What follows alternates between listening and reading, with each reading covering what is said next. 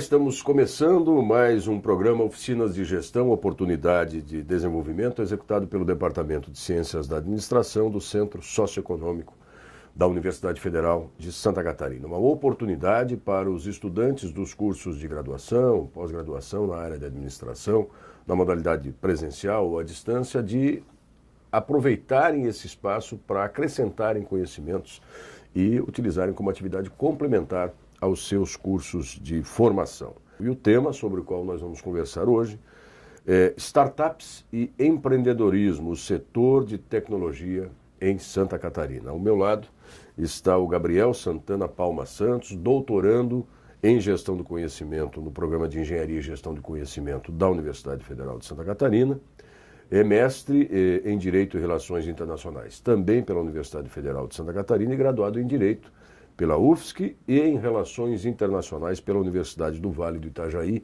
a Univale. O Gabriel é secretário executivo da Associação Catarinense de Empresas de Tecnologia, a ACAT, e coordenador da incubadora MID Tecnológico. Possui experiência em gestão da inovação, gestão do conhecimento, captação de recursos, benefícios fiscais e propriedade intelectual. Gabriel, obrigado por ter aceito o convite, participar conosco nessa oportunidade aqui de compartilhar conhecimento com os estudantes que acompanham esse programa. É um grande prazer. Muito obrigado pelo convite. Muito bem, vamos começar definindo um pouquinho do que é o nosso tema, né? Startups e empreendedorismo, né? Esse setor de tecnologia em Santa Catarina. O que é exatamente uma startup? O que são? Bom, hoje fala-se muito em startup. Isso. Né? A gente percebe que cada vez mais a startup faz parte do vocabulário das pessoas. Então é importante resgatar um pouco de onde surgiu e como surgiu, né? O que caracteriza uma startup.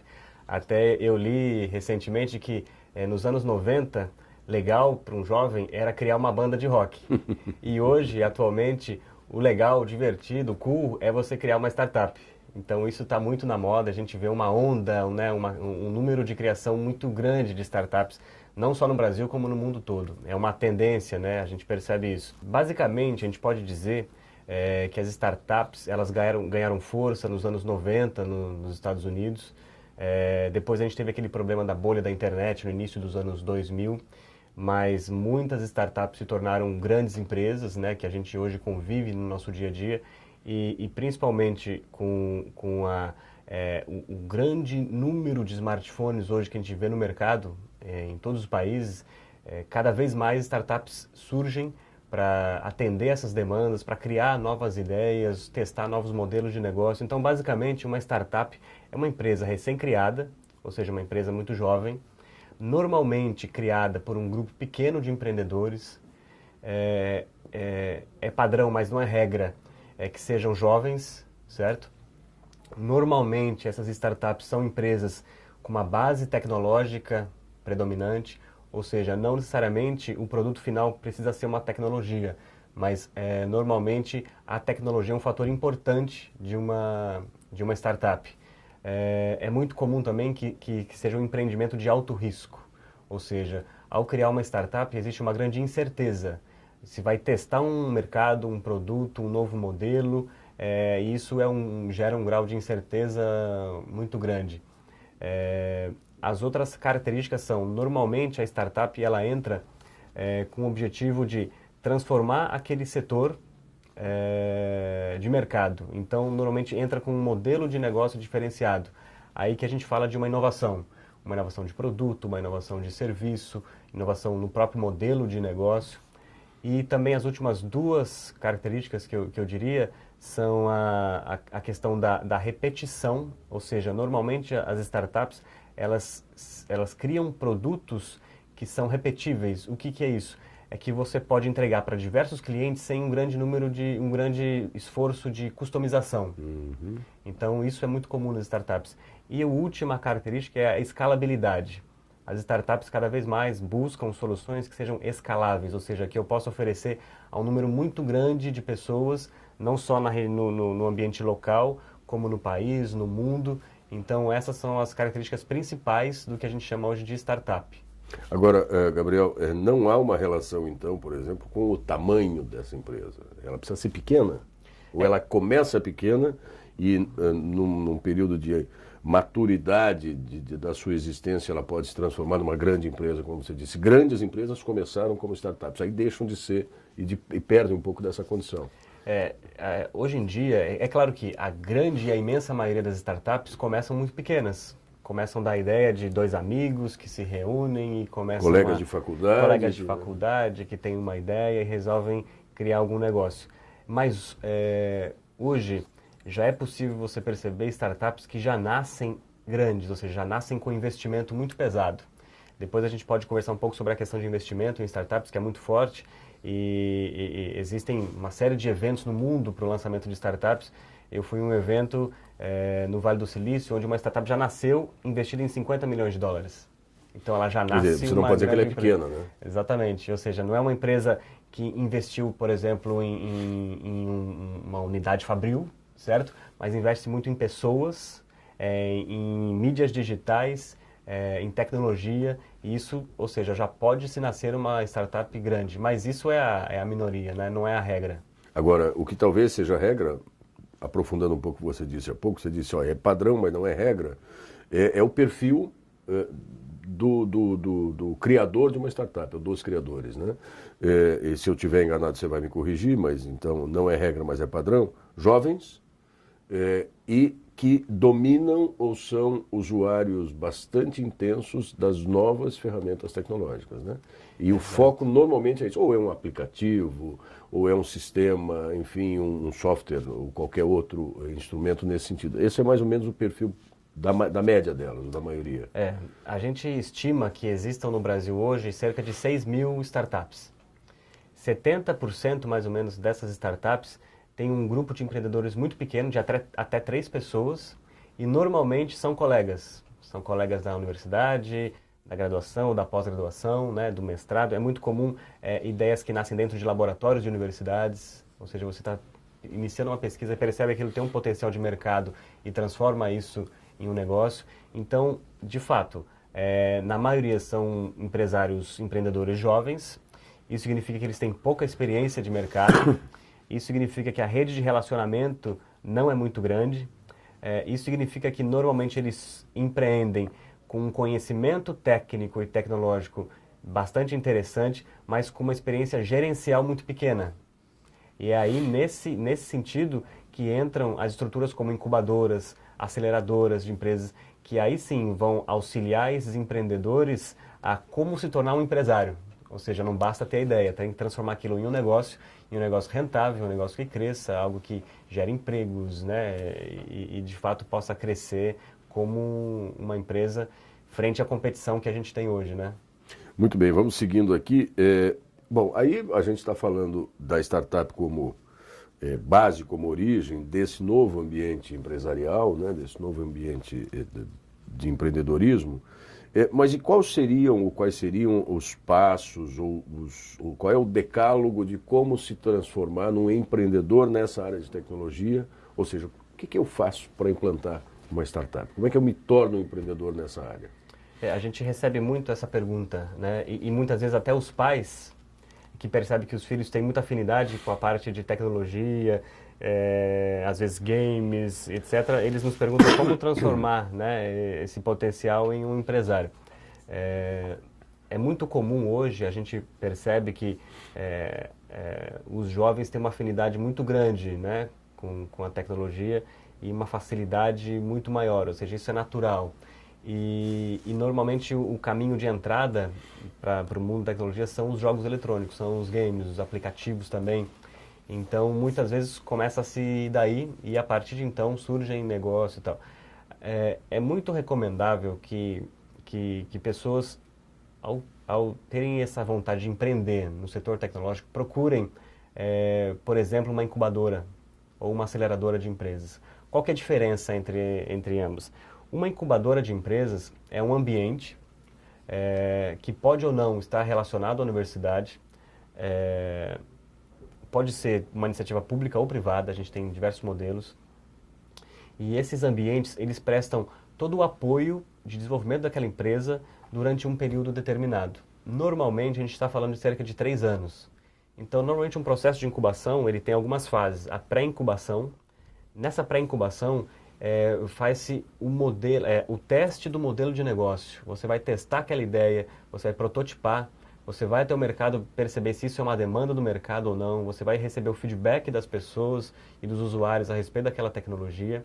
A partir do momento que a gente fala, validou o modelo de negócio, aquilo parece ser um produto que tem um potencial de mercado, então isso passa por uma fase de incubação. Essa fase de incubação normalmente possui métricas para o desenvolvimento desse negócio, que são muito mais vinculadas à parte gerencial do que à parte tecnológica. As incubadoras normalmente não entram, de fato, na questão técnica do negócio, mas muito mais na questão gerencial, ou seja, como fazer a gestão financeira desse negócio, a gestão de recursos humanos, a gestão de mídias digitais, marketing, comercial, plano de negócio e tal. Então, ao final do processo de incubação, teoricamente, você já tem um plano estratégico traçado, você já tem uma empresa constituída legalmente, você possui um modelo de negócio validado, então você vai desenvolver isso, transformar isso de fato num negócio rentável. Depois que você passa por esse processo de incubação, que leva aí cerca de 2 anos e meio, né, depois dessa pré-incubação, então se torna-se uma empresa graduada, é aquela empresa que saiu do processo de incubação.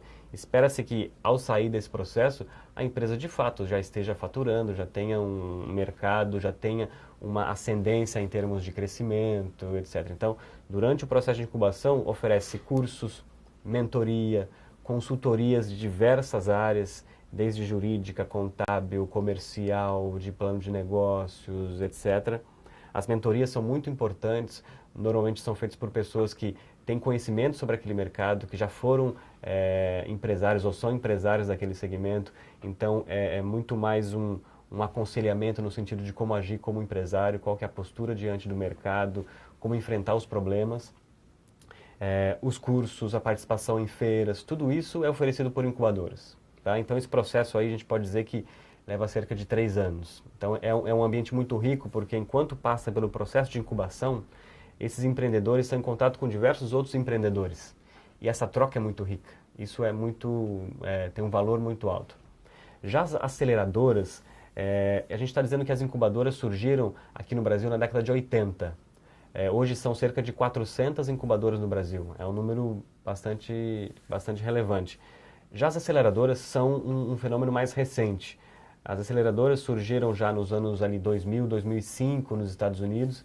A primeira aceleradora, acredito que foi em 2008 aqui no Brasil. As aceleradoras, elas têm como requisito um perfil de empresa um pouco diferente. As empresas aceleradas são empresas que possuem um perfil muito claro e altamente escalável. Então, o período de aceleração é um período menor. Estamos falando de 3 meses a 1 ano.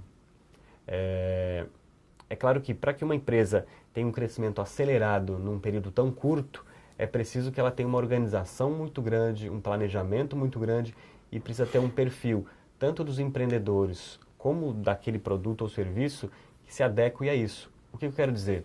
Uma empresa que faz, por exemplo, hardware ou dispositivos para a indústria médica, por exemplo, é algo muito complexo. Você depende de certificações e tal. Então, dificilmente uma empresa nesse segmento consegue tão rapidamente. Por outro lado, uma empresa que produz um game, ou um aplicativo, ou um software que seja escalável e que tenha um mercado muito grande, isso pode ser um negócio escalável. Né? É um grande sonho. Ou para acelerar. Exatamente. Então, isso é um perfil de empresa para acelerar. E, mais recentemente ainda, surgiram o que nós chamamos de espaços de coworking. Uhum. Espaço de coworking já é algo mais recente. A gente percebe que hoje no Brasil, aceleradores no Brasil temos cerca de 30. Espaço de coworking, a gente está falando cerca de 100. Então, já é um número grande. Basicamente, é um ambiente onde pessoas de diversas competências diferentes, elas trabalham, colaboram e a partir dali podem ou não surgir ideias, se transformar em negócios e a partir daí crescer enquanto empresa. Maravilha. Agora, Gabriel, é possível a gente tentar definir, classificar o perfil de um empreendedor na área de tecnologia, quer dizer, as características que ele tenha, ou que seja requisito para isso? Você já falou, né? Quer dizer, tem um padrão com relação às startups e se encontram ali num perfil médio de jovens na área de tecnologia, que tenham relações anteriores com seus colegas, amigos e tal. Mas e do empreendedor na área de tecnologia? O que se exige dele? O que se requer? Quais são os grandes desafios que se enfrentam hoje? A gente tem a seguinte questão. Qualquer pessoa é um potencial empreendedor nesse segmento. O que a gente percebe é que, pensando naqueles empreendedores que costumam ter mais sucesso, ou seja, qual que é o perfil padrão de um empreendedor de sucesso na área de tecnologia? Normalmente, a equipe dessa empresa é uma equipe formada por profissionais de competências distintas. Uhum. O porquê disso? É muito comum que 2, 3 amigos que têm uma competência exatamente igual, porque estudam juntos, se unam para criar uma empresa. Em algum momento, eles vão ter que se especializar em áreas distintas. Normalmente isso acontece, ou seja, um sócio fica mais responsável pela área comercial, outro sócio fica mais responsável pela área de desenvolvimento tecnológico, outro sócio fica mais responsável pela área financeira, etc. Então, essas competências complementares são muito importantes. Então, é importante você ter uma equipe multidisciplinar. Outra questão muito importante é conhecer aquele mercado para o qual a sua ideia está voltada. E isso não é a regra. Muitas vezes cria-se uma startup acreditando-se que aquilo vai solucionar um problema, mas isso pode não ser um problema de fato, ou não naquela abrangência que se espera. Então, profissionais um pouco mais experientes, que já tiveram experiências profissionais e saem das suas experiências profissionais para criar uma empresa de tecnologia, normalmente eles têm mais facilidade, porque eles já conhecem o mercado e principalmente já têm uma rede de relacionamento. Então isso facilita muito para você conseguir visitas, conseguir testar aquele produto, conseguir um primeiro case, ou seja, um primeiro cliente que vai se tornar, né, um consumidor daquela tecnologia. Eu já escutei muito falar que é muito importante para uma empresa de tecnologia ter um cliente inovador. Ou seja, não só a empresa ser inovadora. O cliente inovador é aquele cliente que demanda inovações, que ele está o tempo todo dizendo o seguinte: olha, isso aqui ficou legal, mas ainda falta isso. Ou eu tenho um problema aqui que eu acho que você ainda pode me ajudar, você pode resolver isso para mim. Então, o cliente inovador é muito importante. Esse cliente que desde o começo acredita e ele vai ajudando a aprimorar aquela ideia, aquele produto. Então, o empreendedor, ele de fato, não acredito que seja aquela questão do dom, a pessoa nasce ou não, isso pode ser desenvolvido, ou seja, a pessoa hoje tem uma série de programas em âmbito privado, âmbito público, que a pessoa se capacita para se tornar um empreendedor na área de tecnologia. Os desafios sempre surgem, mas existem já uma série de mecanismos que auxiliam esses empreendedores a ultrapassar esses problemas, essas dificuldades, que muitas vezes esbarram na questão de financiamento. Pois é, aí você fez menção logo no começo da nossa conversa, que talvez fosse interessante aprofundar um pouquinho isso, né? E aí me vem à memória aqui um exemplo que pode até ser um exemplo infeliz ou inoportuno, inadequado, mas a vida, por exemplo, do Steve Jobs, né, que começa numa garagem com um grupo de amigos, isso lá nos anos 80, né? Sim. Mas que precisavam de alguém que acreditasse na ideia e bancasse isso com todos os riscos inerentes ao negócio. Provavelmente não se arrependeu, né?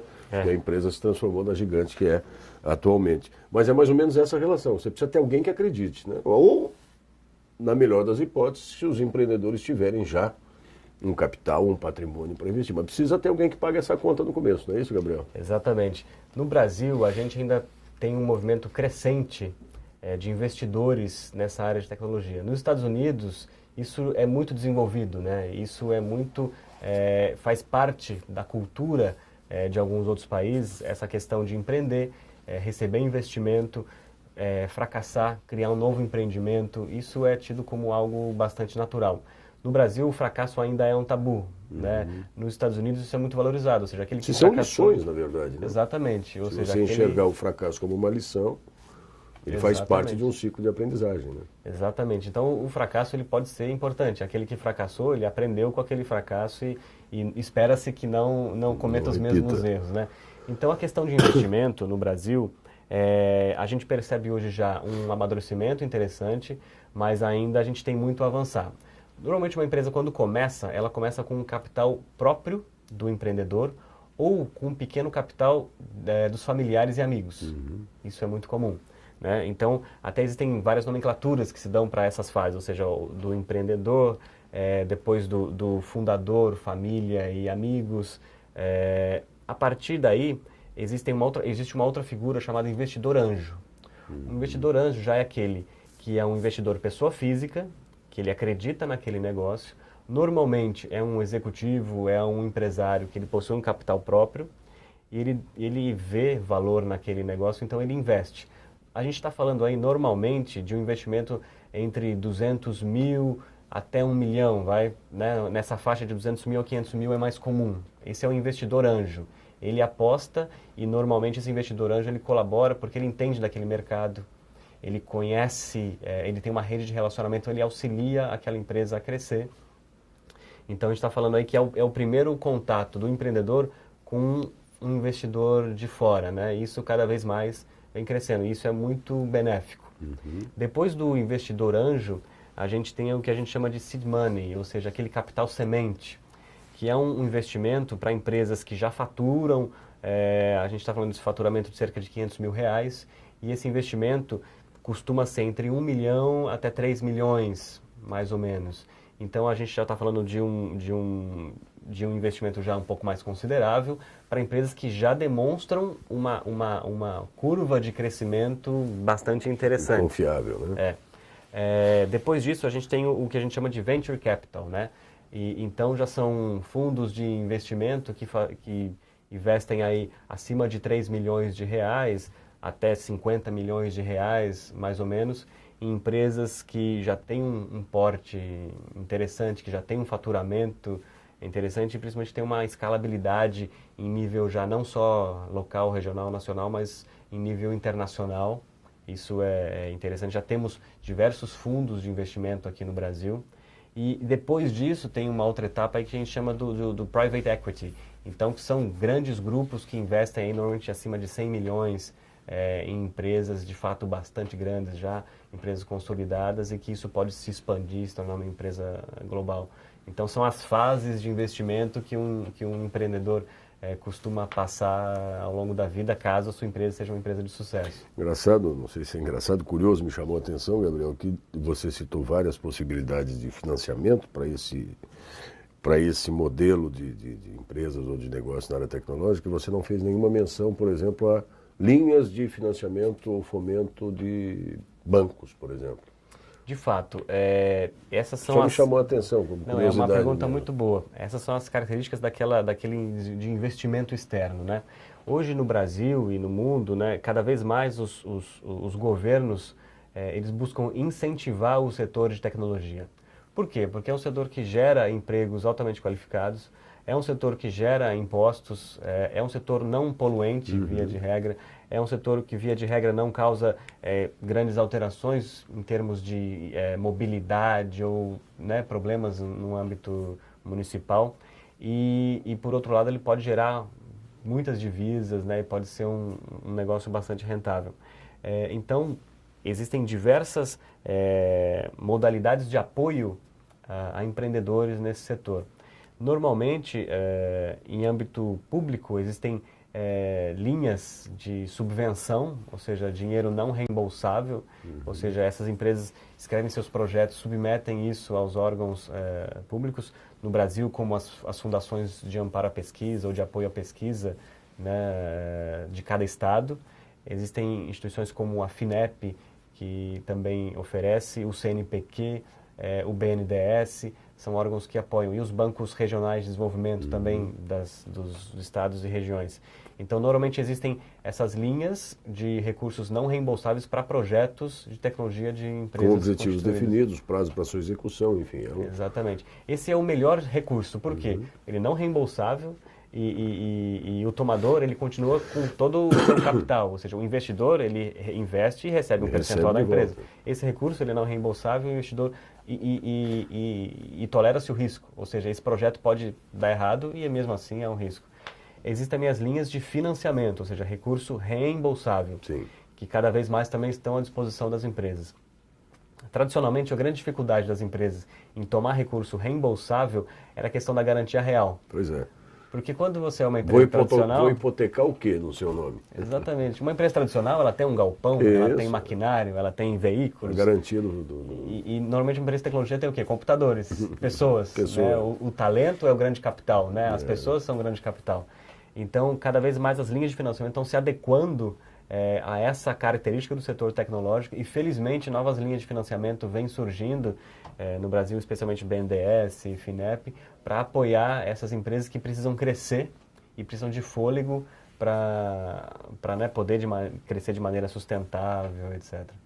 Maravilha, estamos aqui conversando com o Gabriel Santana Palma Santos, que é doutorando em Gestão do Conhecimento, formado, graduado na área de Direito e Relações Internacionais, também tem mestrado nessas áreas, e é o secretário executivo da Associação Catarinense de Empresas de Tecnologia, ACAT. E é por isso, fiz menção a essa atuação do Gabriel, para falar um pouquinho dessa área hoje em Santa Catarina, essa área atendida pela ACAT, as empresas que fazem parte dessa associação. Como é que está o panorama hoje?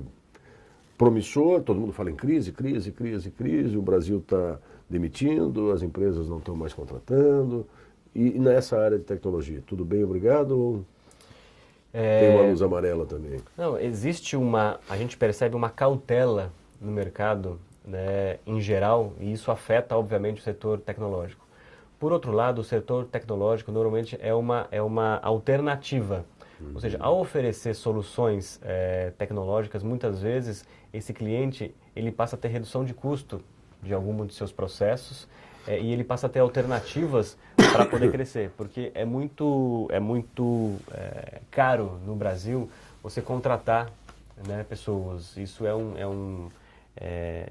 uma questão muito difícil para o empresário, ou seja, a nossa carga tributária é elevada, etc. e tal. Então a tecnologia muitas vezes ela vem para ajudar e aumentar a produtividade, a eficiência. Então ela pode ser um aliado em momentos de crise. Então muitas empresas em momentos de crise percebem ainda mais a necessidade de investir em tecnologia para poder passar esses momentos, automatizar processos, etc.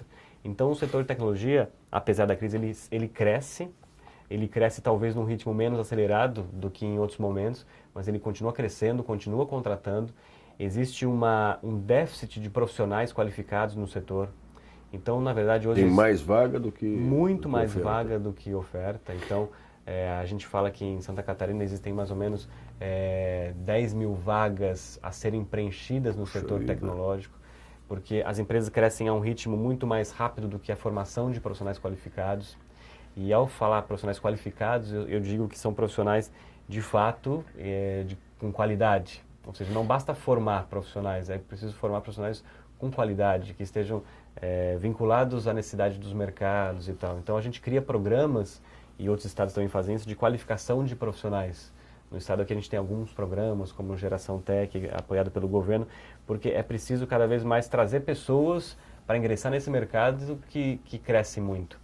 Então, a crise ela pode ou não afetar, isso depende muito do mercado específico da empresa. A gente tem diversas empresas, por exemplo, que têm contratos em moeda estrangeira, né? Ou seja, vinculados ao câmbio estrangeiro. Então, eles estão num momento excelente, ou seja, para eles que recebem em euro, em dólar, estão vendo um momento ótimo. Outras empresas, talvez não, aquelas empresas que dependem, por exemplo, da indústria tradicional, que está dando uma freada em termos de investimento, elas podem sofrer um pouco mais. Mas a vantagem de uma empresa de tecnologia é que normalmente ela é muito mais flexível e se adapta muito mais fácil do que uma indústria tradicional. Né? Uma empresa de tecnologia você pode se move com agilidade. Diminuir a equipe, você não tem uma grande estrutura, não tem grandes custos fixos, né? Então isso facilita com que elas passem pelo momento de crise com mais facilidade do que outras indústrias, do que outros setores econômicos. Em Santa Catarina, hoje, a gente tem um polo tecnológico bastante interessante, com mais de 2.000 empresas, e é um polo tecnológico peculiar porque são empresas de fato de origem local. Em muitos lugares do mundo, para criar ambientes tecnológicos, fizeram uma seguinte estratégia, que também é interessante: atrair empresas âncora, ou seja, você atrai uma empresa como IBM, como General Electric, como Microsoft e tal, e ao redor dessas grandes empresas cria-se uma série de empresas fornecedoras e tal. Em Santa Catarina, essas empresas que aqui existem são empresas que nasceram aqui e conquistaram mercados nacionalmente, internacionalmente. Então, é um ambiente muito sustentável. Por quê? Porque ela não depende de uma empresa âncora. Se essa empresa âncora sai daqui, sai de um local e se instala em outro, é um problema para esse local. Um conjunto de órfãos ali. Aqui a gente não tem essa dificuldade. Então, Santa Catarina é um grande polo tecnológico. A região de Recife é um polo tecnológico importante. São Paulo temos grandes empresas do segmento, região do Distrito Federal, em Brasília também, Minas Gerais, temos bastantes empresas de tecnologias e Rio de Janeiro, muito focada na área de petróleo e gás. Porto Alegre tem um setor tecnológico interessante. Então, com características diferentes, esses setores vêm crescendo. Então, Santa Catarina se destaca pela grande quantidade de empresas, por esse perfil de empresas que nasceram localmente e por diversos polos. Ou seja, a gente tem um polo tecnológico interessante em Florianópolis, outro interessante em Blumenau, outro muito interessante em Joinville, Jaraguá do Sul, Chapecó, e polos nascentes, crescentes como Criciúma, Tubarão, Lages, São Bento do Sul. Então isso faz com que o nosso setor esteja bem disseminado aí ao longo do E numa certa forma equilibrado também, não tem o polo que se destaque, eles todos têm uma dimensão mais ou menos parecida. Isso para o Estado é muito bom, isso para geração de divisas, emprego, renda, isso é muito positivo para o Estado.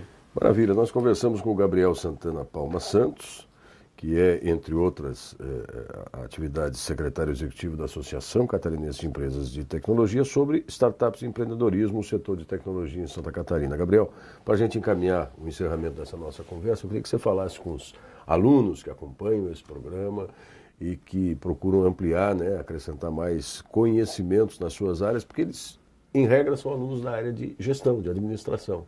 Qual é a participação que eles, como futuros gestores, poderão ter nesse mercado?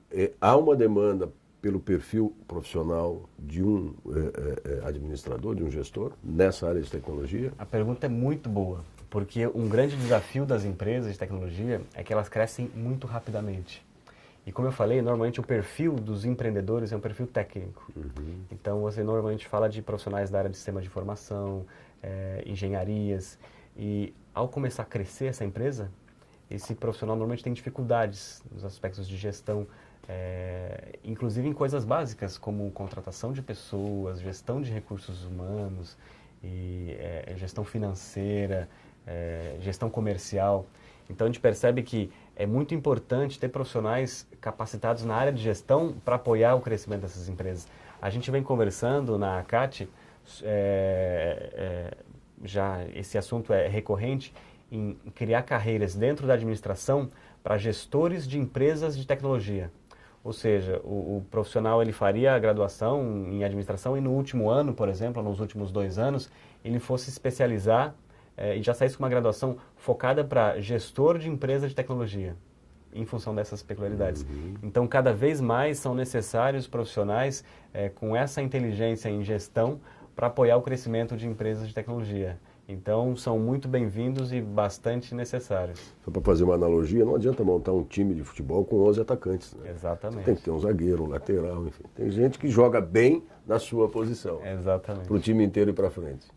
Bacana, Gabriel. Obrigado mais uma vez por ter participado conosco aqui. Obrigado a vocês que sempre nos acompanham e acompanhem e vejam no ambiente, no portal do projeto Oficinas de Gestão, a programação das nossas próximas conferências. Obrigado mais uma vez. Muito obrigado. Até a próxima.